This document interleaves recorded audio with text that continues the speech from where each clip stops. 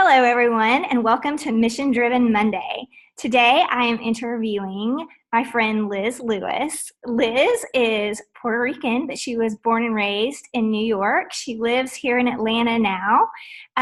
She is married to her husband, Ken, and together they have 5 children. So she is a woman of many talents. She writes music. She loves to rap.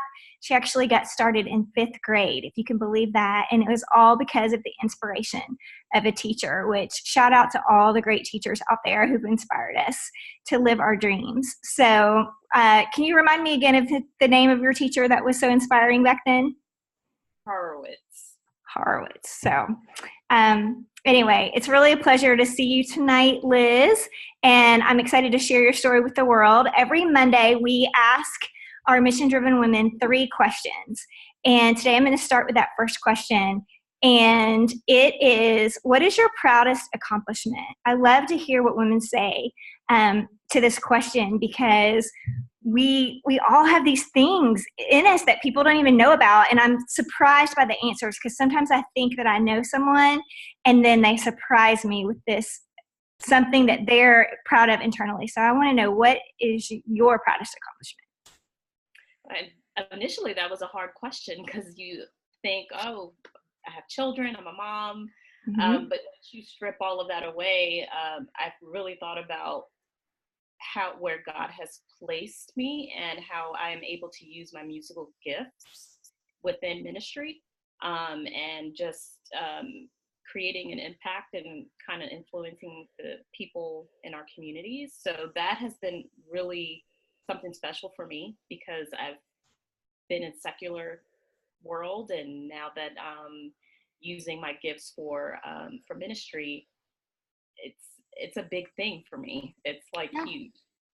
Well, that's been really cool to see. And for those of you that don't know, Liz does write a lot of music, and she's a performer for our environment that's called Kids Stuff. And I will post a link to that for people that don't know about that. Probably some of the things that you've done are online. I could probably even post links to that so people could see some of the fun things that you and your husband Ken have done together. It's really been fun just to watch how you have brought some of these like character ideals and things like that to life on stage for kids, and really gotten them excited about what God's doing in their life too. Yeah, it's been amazing. And again, like, it's nothing better when God has placed you somewhere where your gifts and your passion are kind of just meshed together. And it's just something beautiful to witness and to be a part of. Yeah, well, I love that. All right, you ready for question number 2? Yeah. Okay. Question 2 is, what are you learning right now? And this, you can answer this any way that you want. I mean, people have answered with what they are literally learning, like if they're learning a new language or something like that, if there's a book that you're reading, if there's something that you're just really thinking about right now. Like, I would just love to know, what are you learning? I'm learning how to be the new me in this season of life, because I have children that are in college. We're almost empty nesters. So learning how to love myself again, minus all of the titles of mom and caretaker and chauffeur and cook and, all of those things. So learning how to see that I am enough minus all of the titles. And also learning how to be a little bit more empathetic, if I could be candid. With just people and just issues around the world, and children, and being, a wife as well. So learning how to be the new me minus the titles is huge. When you talk about that, and I've heard this from, other parents who are entering that season, and I'm in that season as well. We just sent our first daughter to college. Have you found that to be has it been hard to say goodbye to some of those things that you were before, or has it really been a season of, wow, this is really fun, kind of rediscovering who I was. How are you dealing with it, and how are you kind of working through this transition, if you will? Well, it's been a little bit of both fun and a little bit difficult, because all I've known for X amount of years is how to mother and how to be a caretaker to little beings. And as they grow up, they need you less and less. And so I think there are different stages where you have to kind of let go, and you turn from being that like kissing the boo-boos and the nurturer, and you're now this camp counselor and so forth. So, and just advising. So I have enjoyed the process. And I think now that we're on the fourth kid that has exited the house somewhat, it's become a little bit easier, but then also tougher on the other ends, because now I'm like, oh wow, we only have one more left. And what is that really going to be like? But then also fun, because I have all this new freedom, and Ken and I can like get up, and we don't have a ton of responsibility as far as the kids are concerned. And then just finding that time together to reconnect, because there are seasons where it's just all about the kids sometimes, you know, and you're just constantly talking about them and doing for them. So now it's more of reconnecting and making sure that we're on the same page, and kind of courting again, dating, and having fun with that. Mm-hmm. Yeah, I love that. I agree with you. I feel like I've found that it's exciting to watch my kids enter new stages, because I remember those stages in my own life and how exciting they were. So I'm happy for them. At the same time, you know, every new stage for them means that I'm getting a little bit older, and that's kind of a sad thing in a way. But then on the other hand, I mean, it's always like this pro-con thing, right? So on the other hand, like you said, so much more freedom. And with all of that margin, I really have been able to just discover things that I love to do as well, and be able to work on things that I didn't have time for before. And so it is an exciting season. I agree with you. All right, our third question. And this is the one I think that people sometimes have a hard time with, because we're talking about kind of an aspirational self, what you want to be in the future.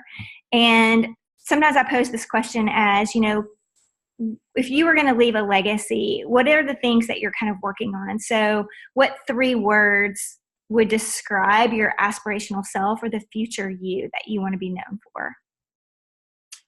I would say the first word would be courageous, and not being afraid to take risks, and not being afraid to fail as well, because that's how you're going to learn.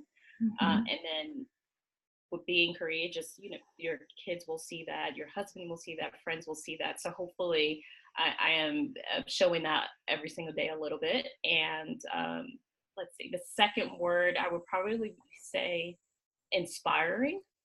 I'm hoping I am inspiring other people to be courageous, and inspiring younger women to be happy with themselves, and that they are enough, and that, you know, women are more than just moms and wives. We can work and do all kinds of stuff, and still be successful in all aspects. And then hopefully I am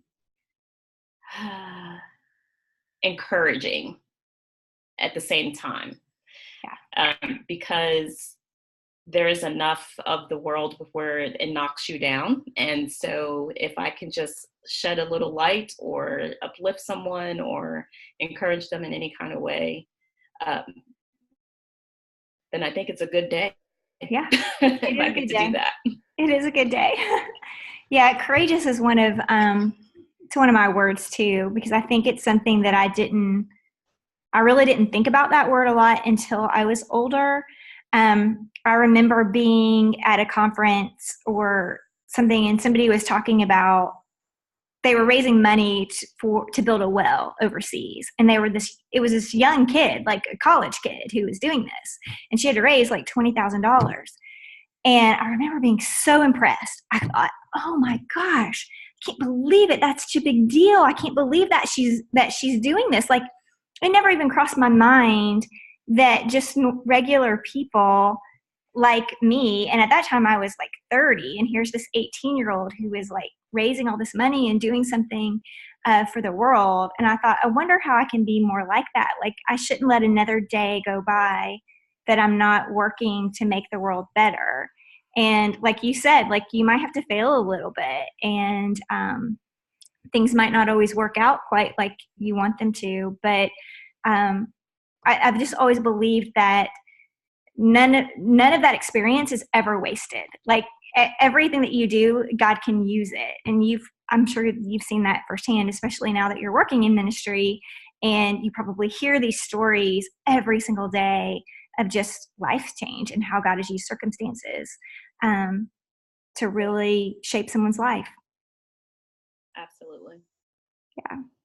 Well, Liz, thank you so much for being with me today.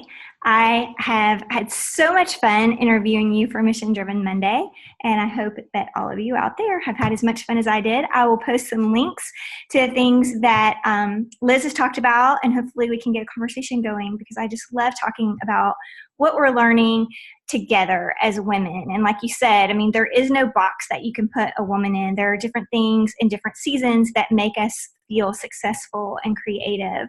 And I love that we get to do that our whole life. So thanks, Liz. Appreciate it so much. You're so welcome. Thank you. Yeah.